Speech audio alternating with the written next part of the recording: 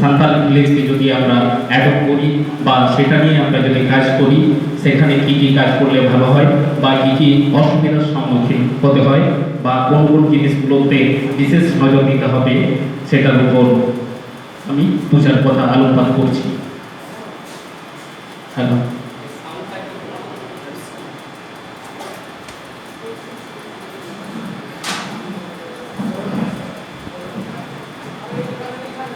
Hello, hello,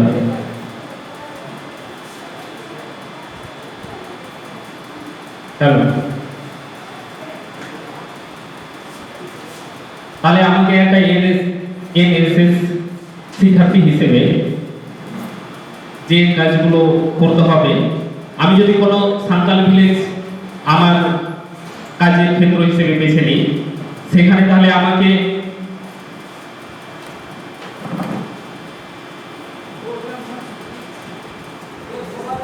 hello, hello, hello, hello, hello, hello, hello, hello, hello.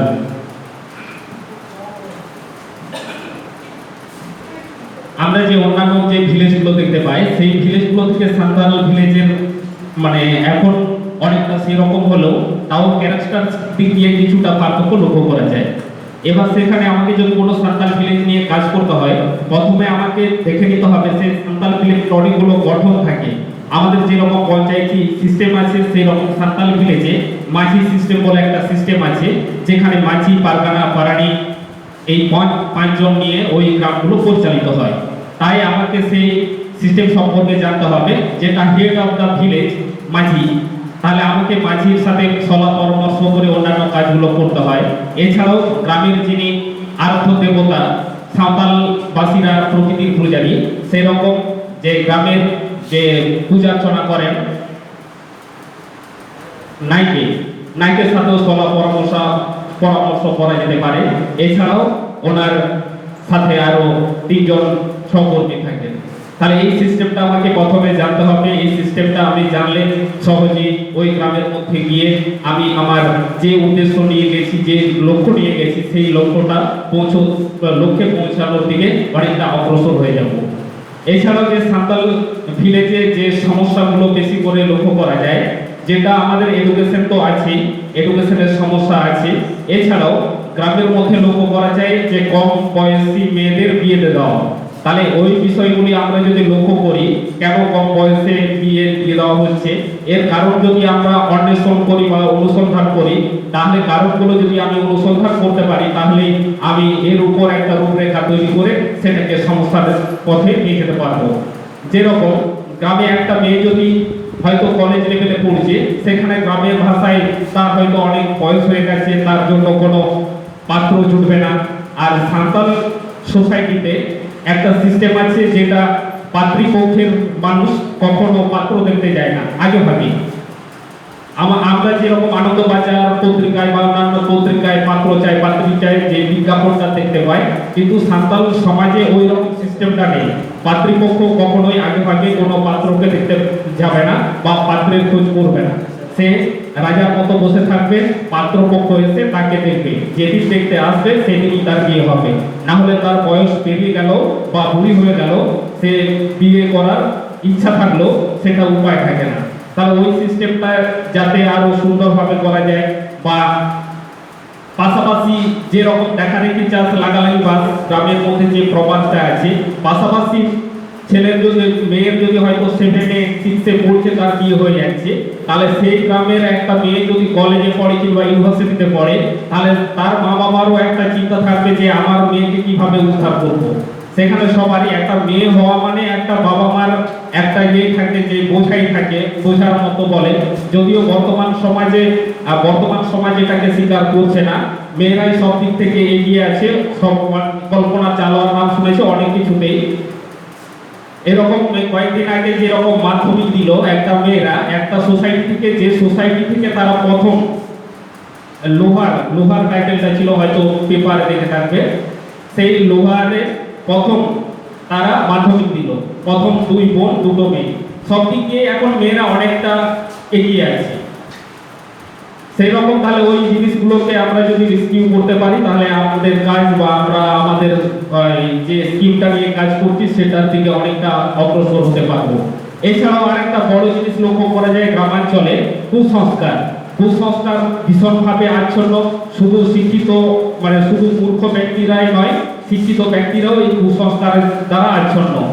এরকম তোমরা হয়তো maximum এই গ্রামাঞ্চলের ওই ডাইনি প্রথা একটা যেরকম আছে সেটা মারাত্মকভাবে এফেক্ট করে।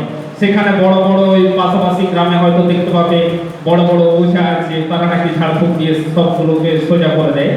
আর যেহেতু এই ডাইনি সিস্টেমটাকে প্রমাণ করা যায় না, বিজ্ঞান প্রমাণ ছাড়া কোনো কিছু বিশ্বাস করে না, তাহলে এটা আমিও যেমন প্রমাণ করতে পারবো না যে ডান নেই, সেটাও কেউ প্রমাণ করতে পারবে না যে আছে বলে। তাহলে এই মানে নেই আর আছের মধ্যে এই মিডিল পোজিশনে আছে বলে এটাকে আমরা মানে এটা নিয়ে খুব প্রোটেস্টও করতে পারবো না। এমন কতগুলো ঘটনা ঘটে যেগুলো আমরা আমাদের যে মস্তিষ্ক দিয়ে সেটাকে বিশ্লেষণ করে সেই ঘটনাটাকে উদ্ধার করতে পারি না। তাহলে আমাদের মনের মধ্যে বা আমাদের মস্তিষ্কের মধ্যে যে অজ্ঞতা আছে, সেই অজ্ঞতা যে ফাঁকা জায়গাটা আছে সেই জায়গাটাই বলবো আমার ডাইনি বলে। বা শিক্ষার আলো যতদূর পৌঁছে গেছে সেখানে পর্যন্ত কোনো ডান নেই, যতদূর আর পৌঁছতে পারছে না। আমরা যে কোনো ঘটনাকে যখন অ্যানালাইসিস করে পারছি না তখনই আমরা সেটাকে ডাইনি কথা বলছি, যদিও আমি ব্যক্তিগত তরফ থেকে এটাকে মানি না। কারণ একটা সিস্টেম যদি এটাকে বলা হয় ডাইনি বিদ্যা বলে একটা সিস্টেম আছে, এই বিদ্যা একজন থেকে আর একজনে ছড়িয়ে যায় বা একজন থেকে হাজার জনের মধ্যে ছড়িয়ে যায়। তাহলে এই ডাইনি বিদ্যা যদি থাকতো তাহলে আজ আমাদের ভারতবর্ষ যখন পরাধীন হয় তখন ভারতবর্ষের মানুষ ছিল 33 কোটি। যেরকম গানে আছে 33 কোটি মোরা নাহি সবুহীন। তাহলে ওই 33 কোটি ভারতবর্ষের মধ্যে গ্রামাঞ্চলে তখন খুব ডাইনি প্রথার প্রাদুর্ভাব ছিল। তাহলে ওই শিক্ষাটা যদি একটা এডুকেশন হতো, ডাইনি শিক্ষাটা যদি একটা শিক্ষা হতো, তাহলে এতদিনে হয়তো গ্রামাঞ্চলের সব মানুষগুলো ডাইনি বিদ্যায় পারদর্শী হতো। তাই আমি এটাকে বিশ্বাস করি না এটা কোনো ডাইনি বিদ্যা বলে কোনো বিদ্যা আছে বলে। আরেকটা যে সমস্যাগুলো হয় যে গ্রামাঞ্চলে স্বাস্থ্য সম্পর্কে তাদের সচেতনতা এটা খুবই কম। তাহলে তারা যন্ত্রতন্ত্র মানে যে টাইপ যে আমাদের রুটিন ওয়াইজ যে খাদ্যগুলো গ্রহণ করতে হয় সেই খাদ্যগুলো তারা খায় না। আর যে টাইমে যে খাদ্যগুলো খেতে হয় সেই টাইমে সেটা করে না। মেনলি যেটা বলবো ডায়েট সিস্টেম গ্রামাঞ্চলে কোনোদিনও কন্ট্রোল হয় না। আমরা যখন গ্রামাঞ্চলে চলে যাই সেখানে যখন পারি তখন যখন মন গেল তখন খাই। যে আমরা হয়তো এই একটা সিস্টেমের মধ্যে আছি বলে আমাদের স্কুল যেতে হবে, তাহলে ওই ঠিক টাইমে খেয়ে আসতে হবে। যখন আমি গ্রামাঞ্চলে চলে যাই সেখানে কোনো কাজ নেই, কিছু নেই, যখন ইচ্ছা উঠছি, যখন ইচ্ছা খাচ্ছি, যখন ইচ্ছা গল্প করছি। তাহলে এই সিস্টেমগুলো না মানার জন্য সেখানে একটা ডায়েট সিস্টেমের একটা ব্যাঘাত ঘটার ফলে স্বাস্থ্যের একটা অবনতি লক্ষ্য করা যায়। এছাড়াও ওখানে যে সমস্যাগুলো হয় পানীয় জল, ঠিক মতো পানীয় জল পাওয়া যায় না বা কুয়োর জল খেতে হয়। এখনো অনেক গ্রাম আছে দূর দূরান্তে যেটা হয়তো পশ্চিমবঙ্গে নেই, উড়িষ্যার দিকে ওই গ্রামগুলো আছে যেখানে এখনো মানুষ নদীর জল খায়, দুবেলা পেট ভরে খেতে পায় না। এইরকম সমস্যাগুলো আছে। এই সমস্যাগুলো আর খাওয়ার সমস্যা তো আমরা সমাধান করতে পারবো না। আমরা সমাধান করতে পারবো এইগুলোই যেগুলো আমাদের সচেতনতা বৃদ্ধি করে যে সমস্যাগুলো হবে সেগুলো করতে পারবো। কে খেতে পারছে না, কে করতে পারছে না, তার জন্য তো আমরা টাকা দিতে পারবো না। তাহলে আমরা এই জিনিসটাই করতে পারবো, এই স্কিমের মধ্য দিয়ে আমরা তাদের মধ্যে সচেতনতা বোধ তৈরি করবো। তোমরা শুনলে অবাক হবে যে গ্রামের মানুষেরা এখন সবচেয়ে বেশি ইনকাম করে। হয়তো গ্রামের যে ফ্যামিলিগুলো আছে সেটা অনেক বড় বড় ফ্যামিলি, যেটা শহরাঞ্চলে নিউক্লিয়ার ফ্যামিলি হয়ে গেছে। সেখানে হয়তো একটা বাড়িতে তারা 5 ভাই কাজ করে। সেখানে পার ডে তাদের স্যালারি হচ্ছে, পার ডে তাদের বেতন হচ্ছে 300 টাকা করে। তাহলে তারা যদি পার ডে কাজ করে 1500 টাকা, তাহলে একদিনে তারা সেখানে 1500 টাকা রোজগার করছে। তাহলে মাসে কত হবে, বছরে কত হবে, যেটা একটা চাকরি করলেও সেই ইয়েটা হবে না। তাহলে সেটা হওয়ার জন্য তাও গ্রামের মানুষরা এত অনশনের মধ্য দিয়ে কষ্টের মধ্যে চলে কেন? এখানে একটাই কারণে তাদের মধ্যে ওই সিস্টেম ওয়াইজ খরচটা নেই। যখন তারা পায় কোনো কিছু ইনকাম করে আনে, রাস্তায় আস্তে আস্তে সেই ইনকামের হয়তো সে 300 টাকা বেতন পায়, সেই 300 টাকার মধ্যে হয়তো 200 টাকায় রাস্তার মধ্যে সে খরচ করে ফেলে, হয়তো বাড়িতে পৌঁছলো 100 টাকা। 100 টাকা পয়েন্ট হয়, যদি 100 টাকা করে পৌঁছায় তাহলে 500 টাকা, সেই 500 টাকায় তাদের মধ্যে খাওয়া দাওয়া এগুলো হ্যান্ডেল করেই শেষ হয়ে যায়। তাহলে ওই টাকাটাই তাদের যদি আমি তাদের মস্তিষ্কে ঢুকিয়ে দিই, এই টাকাটা যদি ভালোভাবে সুষ্ঠুভাবে খরচ করা যায়, তাহলে তাদের যে জীবনযাত্রার মান, এটা শহরের জীবনযাত্রার মানের চেয়েও উন্নত হবে। এছাড়াও এখানে যে ট্রান্সপোর্ট নেটওয়ার্কের সমস্যা দেখা যায়, গ্রামাঞ্চলে যদি যে কোনো একটা মানুষ উন্নত হবে যখনই সেই মানুষটা পার্শ্ববর্তী গ্রাম বা পার্শ্ববর্তী দেশ বা পার্শ্ববর্তী মানুষের সাথে যোগাযোগ স্থাপন করে। যেরকমই আমরা পৃথিবীর ইতিহাসে লক্ষ্য করেছি, যে দেশের মানুষরা যত নৌকোবিদ্যায় পারদর্শী হয়েছে, যেরকম বলবো ডাচ, ইংরেজ, এরা নৌকোবিদ্যায় পারদর্শী হওয়ার ফলে অন্যান্য সারা পৃথিবীব্যাপী তারা ঘুরে বেরিয়েছে। ঘুরে বেড়ানোর ফলে তাদের মধ্যে অভিজ্ঞতার সঞ্চয় অনেক বেশি হয়েছে। যে মানুষ যত বেশি স্থান পরিভ্রমণ করবে, সেই মানুষ তত বেশি অভিজ্ঞতা সঞ্চয় করবে। যেটা একটু আগে আমার পূর্ববর্তী বক্তা বলে গেলেন, যে আমাদের যে ফর্মাল এডুকেশনের বাইরে যেটা থাকে নন ফর্মাল এডুকেশনটা আমাদের জীবনের ক্ষেত্রে অনেক বেশি আমাদেরকে প্রতিষ্ঠা করার জন্য, আমাদেরকে ভালোভাবে চলার জন্য বা আমাদের উন্নতি সাধনের জন্য নন ফর্মাল এডুকেশন ভীষণভাবে কাজ করে।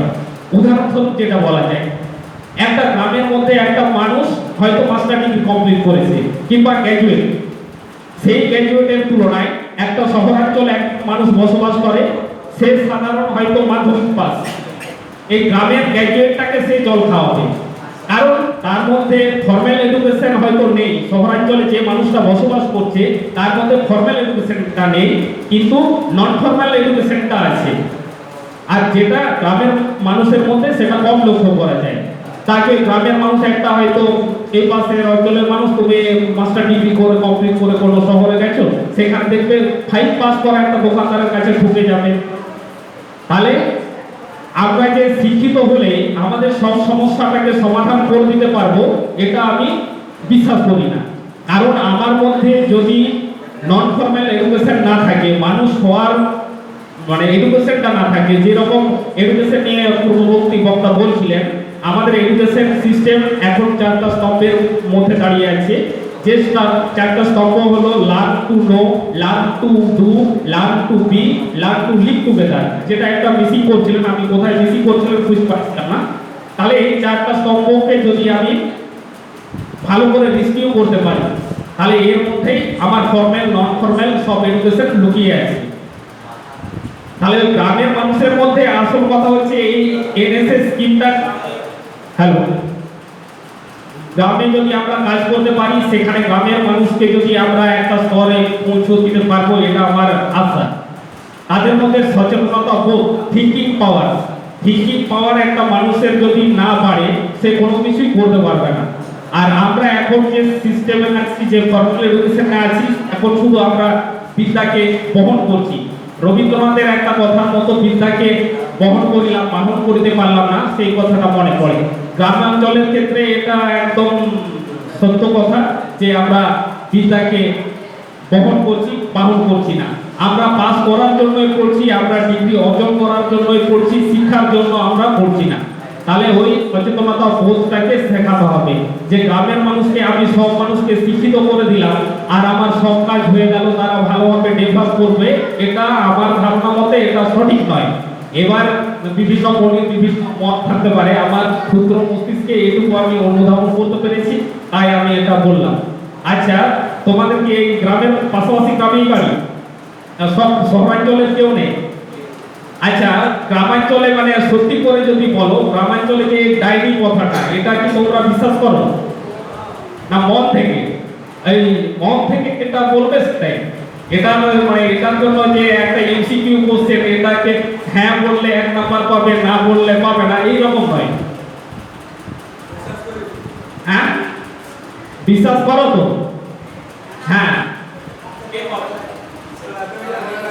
আচ্ছা, বিশ্বাস যে করে তার পক্ষে একটা যুক্তি দেবে, আর যে বিশ্বাস করে না তার পক্ষে একটা যুক্তি দেবে।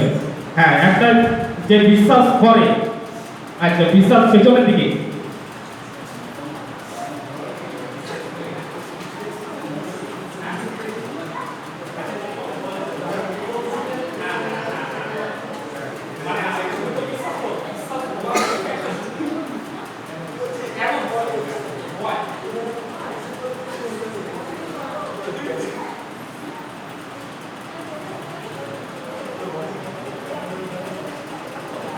আচ্ছা, যারা বিশ্বাস করো, বিশ্বাস করানোর পক্ষ থেকে একটা যুক্তি দেখাতে পারবে যে এই কারণে আমি এটাকে বিশ্বাস করি।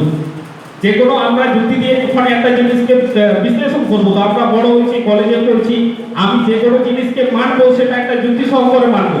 আমি বিশ্বাস করি, এটার পেছনেও আমার একটা যুক্তি থাকবে, যে বিশ্বাস করে না তার পেছনেও একটা যুক্তি থাকবে।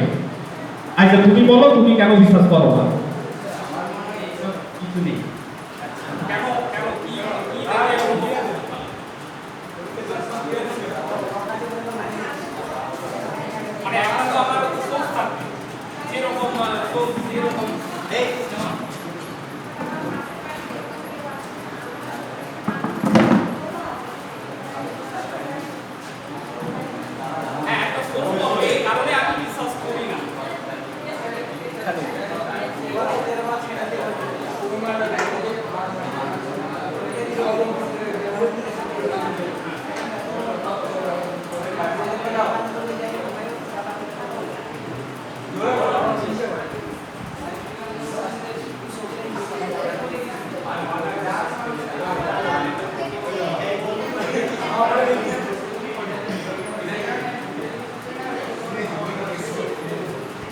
ঠিক আছে, এবার ঠিক আছে, স্বামী বিবেকানন্দ বলেছিল, কে কি বলেছিল সেটার কথাই যাচ্ছে না। আমি বাস্তব অভিজ্ঞতার ভিত্তিতে যে অভিজ্ঞতাটা আমি সঞ্চয় করব সেগুলো রেফারেন্স হিসেবে আনবো।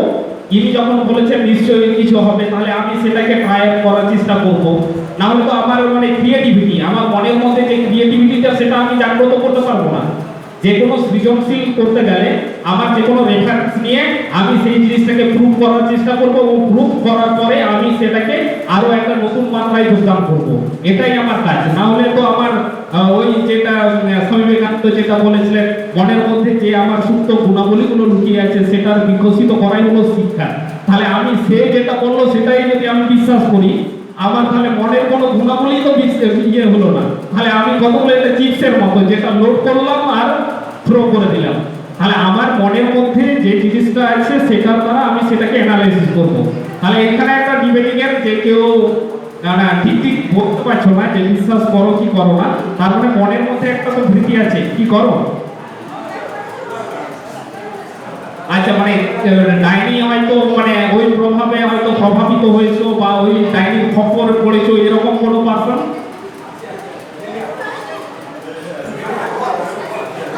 আচ্ছা, এটা ওয়ার্কশপের মতো। হ্যাঁ, আমরা সবাই ইকুয়াল, এটা ওয়ার্কশপের মতো। আর ওয়ার্কশপের কাজ হচ্ছে এক পক্ষ থেকে একটা বলবে সেটা নয়, সেটা তো আমার ভাষণ দেওয়ার মতো হয়ে গেল, স্টেজের উপরে আমি ভাষণ দিচ্ছি সেই রকম কথার মতো হয়ে গেল। ওয়ার্কশপ ওই পাশ থেকেও কিছু আসবে, এই পাশ থেকেও কিছু যাবে। এবার তোমাদের পরিস্থিতিটা কি রকম সেটা না জানলে আমি সেই বেসিসে সলিউশন করতে পারবো না। তো হয়তো এই গ্রামের মানুষ, তুমি গ্রামে গেলে সমস্যাটা হলো, তুমি হয়তো বললে এই ঘটনাটা ডাইনির জন্য এই ঘটনাটা হয়নি, এটা গ্রামে গেলে তোমার হতেই হবে, এই সমস্যার সম্মুখীন হতেই হবে। তাহলে ওইখানে তুমি কিভাবে রেস্কিউ করবে? সে তো বলবে ওই ছেলেটা মারা গেল, একে ডাইনিতে অ্যাটাক করেছিল। এবার তুমি এনএসএস এর কর্মী হিসেবে সেখানে গিয়ে বলবে, তোমার তো একটা ওদেরকে রেমেডি একটা দেওয়া। তুমি হয়তো সেখানে বললে যে না, আমি এটা ডাইনির প্রভাবে এই ঘটনাটা ঘটেনি।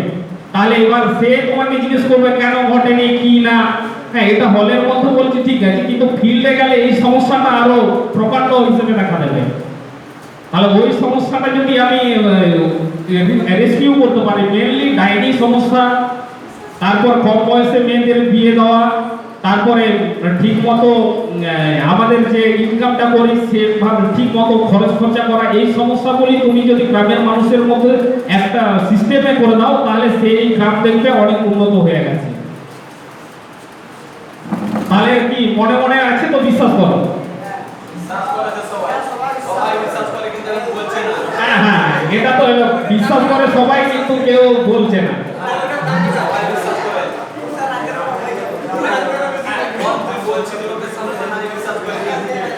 হ্যাঁ, ওইটা যে সমস্যাটা বললাম ওটা বলবেই তো।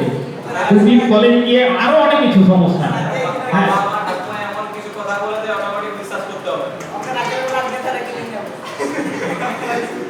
এখন সবার মনে হচ্ছে যে না ওটা আছে, তোমাদের এখন ধারণা হচ্ছে আছে।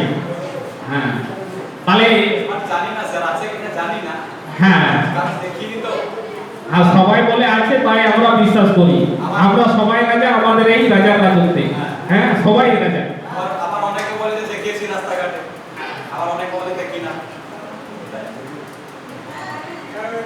একটা এমন কতগুলো জিনিস আছে আমরা যেটা হয়তো মানে যে মানুষটা দেখেছে হয়তো মানে চোখের ঘরে কিংবা ইয়ে করে যেটা দেখেছে, আমি তো ওইটা প্রুফ করার জন্য পার্সোনালি বিশ্বাস করি না, ওইটা প্রমাণ করার জন্য। আর গ্রামের মানুষরা এই সমস্যায় দারুণভাবে জর্জরিত, বিশেষ করে মানে আমাদের যে আন্ডার ডেভেলপমেন্ট যে গ্রামগুলো আছে, আনডেভেলপ যে গ্রামগুলো আছে, সেই গ্রামগুলোতে মানে এটার সমস্যা প্রচুর। এটার সমস্যা যে আমাদের পাশের গ্রামে একটা দেখা দিল, একটা মানুষকে এরকম দোষী সাব্যস্ত করলো, সেই মানুষের কিছুই ছিল না, তাকে 1.5 লাখ টাকা জরিমানা দিতে হলো। সেই 1.5 লাখ টাকাটা সে যদি রাখতো, নিজের উন্নয়ন স্বার্থে সেটাকে ব্যবহার করতো, সে আজকে একটা উন্নতি স্তরে পৌঁছে যেত। তাহলে ওই সমস্যার জন্যই আমি যে আনডেভেলপ গ্রামগুলোকে ডেভেলপ করব, আর আমাদের থিমও এটা যে ভিলেজ ডেভেলপমেন্ট আমাদের যে এটা ভিলেজ ডেভেলপ করব। তাহলে ওই সমস্যা, ক্ষুদ্র ক্ষুদ্র সমস্যাগুলোকে আমরা যদি না সমাধান করতে পারি কখনো করতে পারবো না। এটা একটা মানে যারা ফান্ড দেয় আমরা দেখেছি, আদৌ আমি হয়তো বলবো যে তারা হয়তো দেখেনি, হয়তো একটা রাস্তার মধ্য দিয়ে যাচ্ছে, একটা বাস্তব উদাহরণ বলি, আমি হয়তো একটা বটতলায় জানতাম না যে এখানে ভূত থাকে বলে। এবার যেদিন আমাকে মানুষে বললো ওই বট গাছের তলায় ভূত আছে, তারপর দিন থেকে আমি পেরোতে ভয় পাই। এটা হয়তো, তাহলে এটার অর্থ কি প্রমাণিত হচ্ছে?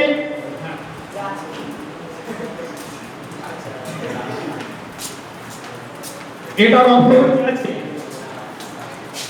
মানে এটা আপনাকে মনের মধ্যে ঢুকিয়ে দেওয়া হচ্ছে বাই ফোর্স।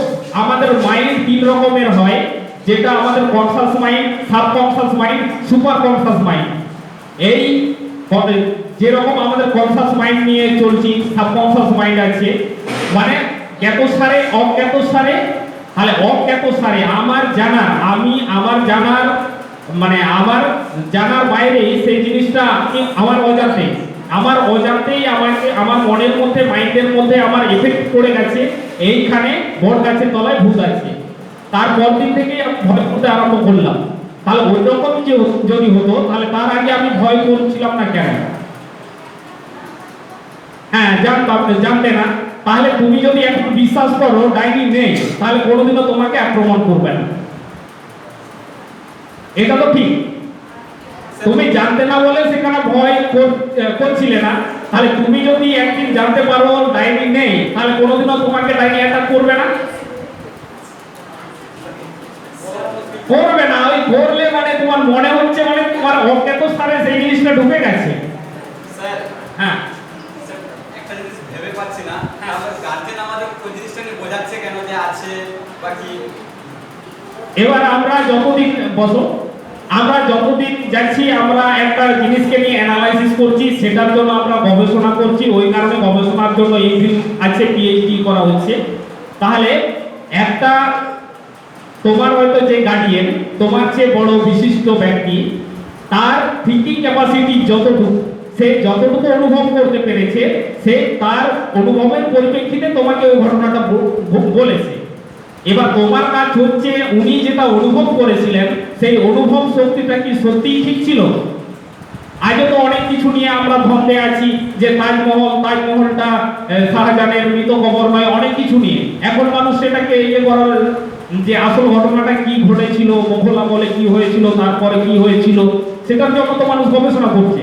তাহলে মানুষ যদি বিশ্বাস করেই নিত যে তাজমহলটা সেই শাহজাহানের যে মমতাজের ইয়েটাই সমাধিটাই, তাহলে সেটা নিয়ে আর গবেষণা হতো না, এখনো ওটা নিয়ে গবেষণা চলছে। তাহলে তোমার বিশিষ্ট ব্যক্তিবর্গ যে কথাটা বলেছিলেন যে এখানে আছে এ আমাকে ধরেছিল সে আমাকে ধরেছিল, তাহলে তার মোতাবেকে উনি বললেন, উনিও যে খারাপ বলেছেন এটা নয়, তার বিচার দৃষ্টিতে তুমি যদি এই অ্যাঙ্গেলে দেখো, এই অ্যাঙ্গেল থেকে সোজা ওই বাড়িটাকে দেখতে পাবে। এবার তুমি যদি অন্য অ্যাঙ্গেলে যাও ওই বাড়িটাকে কি দেখতে পাবে?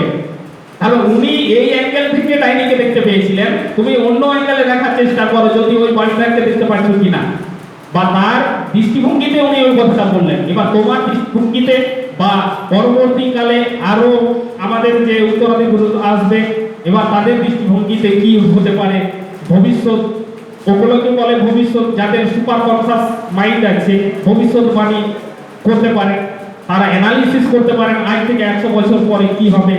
আমাদের সদ্য প্রয়াত একজন বিজ্ঞানী, নাম জানো তো? সদ্য প্রয়াত মারা গেলেন, হ্যাঁ, স্টিফেন হকিং।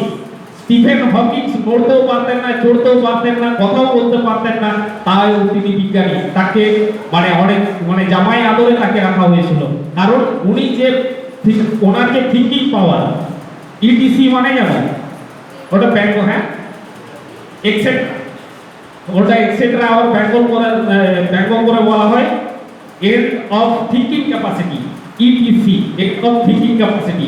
আমার যখন থিঙ্কিং ক্যাপাসিটি সে এখানে যে এটার একটা উদাহরণ দিতে গিয়ে বলি, হয়তো একটা সবুজ উদ্ভিদের উদাহরণ, এটা এটা এটা ইত্যাদি, বা ইটিসি ইংরেজিতে বলা হয়।